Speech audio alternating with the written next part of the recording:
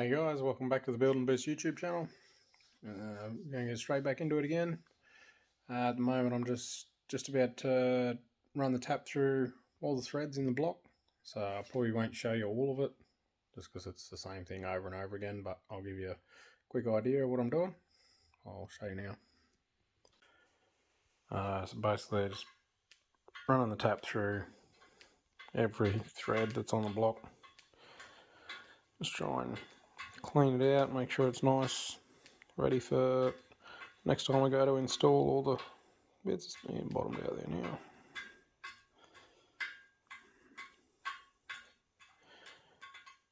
Most of the threads should be pretty good. I'll have to order a proper chasing tap for the mains, as they're odd size. I think they're an M11 by 2. But yeah, you get the point. Start running all these, clean all these out now, so when I go to brake clean it and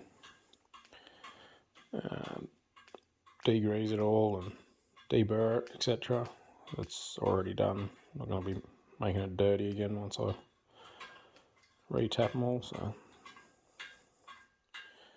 but yeah, you get the idea. Use just M8. These ones in the side will be M10. And yeah, just all the bolts for the timing cover and the water pump, knock sensors, basically everything. So you can go through it all. The head bolts as well, I'll do those. I may have to order a tap for those as well, I think, or unless they're the same as these ones. I'll just have to double check.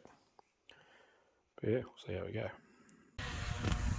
Alright, I've finished tapping all the holes out on the block. It's quite of a long, painful job, but it's worth it. I did knock out, I didn't get on camera, but there's a little Welsh plug thing in there. I just tapped it with a punch on the bottom, flip it sideways, and grab some pointy nose pliers and just levered it straight out. Just stuck a rod through the block to tap the little plastic barbell that sits in the back, so I couldn't pry it out. I've got some new ones inside.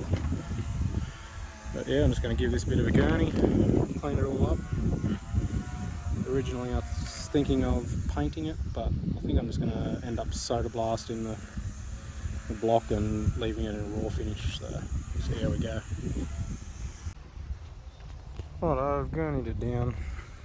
As you can see, there's still a bit of gunk on there, but at least it won't be oily and greasy and whatnot while I'm trying to de-burr it and all the rest of it. So we'll just go ahead and blown all the holes and stuff out and got the excess water off it. Just going to go through now and just rub these bores with a bit of ATF fluid to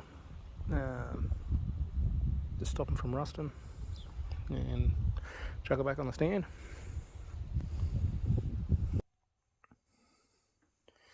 Righto, we've got the engine back on the stand.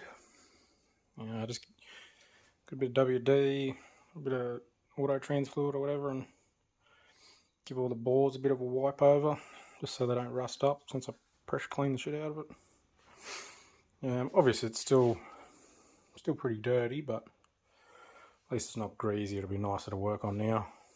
I got the bulk of the grime off, so I just put it back on the engine stand with the rotisserie thing on it so I can de-burr it all. So I'll do the next video on that, just de-burring every surface, taking all the sharp edges off everything, just making it nicer to work on as well. And yeah, hopefully you get an idea of what's involved in cleaning it all up. Nothing's to say everything I do is the right way or the only way. It's just the way I taught myself and read in books.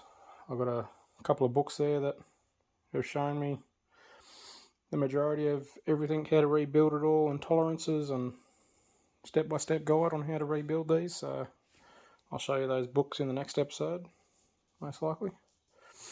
And yeah, if you're following along at home and you want to do this yourself, it is all basically pretty easy, other than once you get down to the nitty gritty of measuring bearing clearances and stuff like that. But we're yeah, I'll show you the process, and hopefully if you're half mechanically minded you could follow along these videos and rebuild one of these yourselves.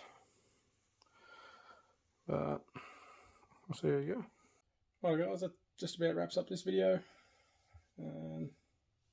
Yeah, let me know what you reckon. If you've got any questions, ask them all in the comments. So if I get more than one question, I guess the same question, everyone can refer to there if I do have an answer for it.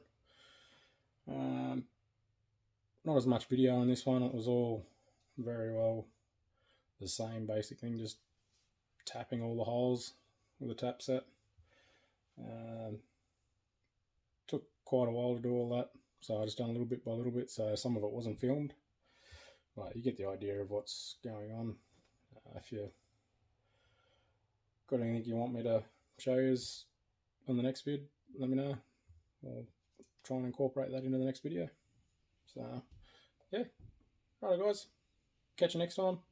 I'll try and get another video up of deburring it all, and yeah, wait to see that. See you guys.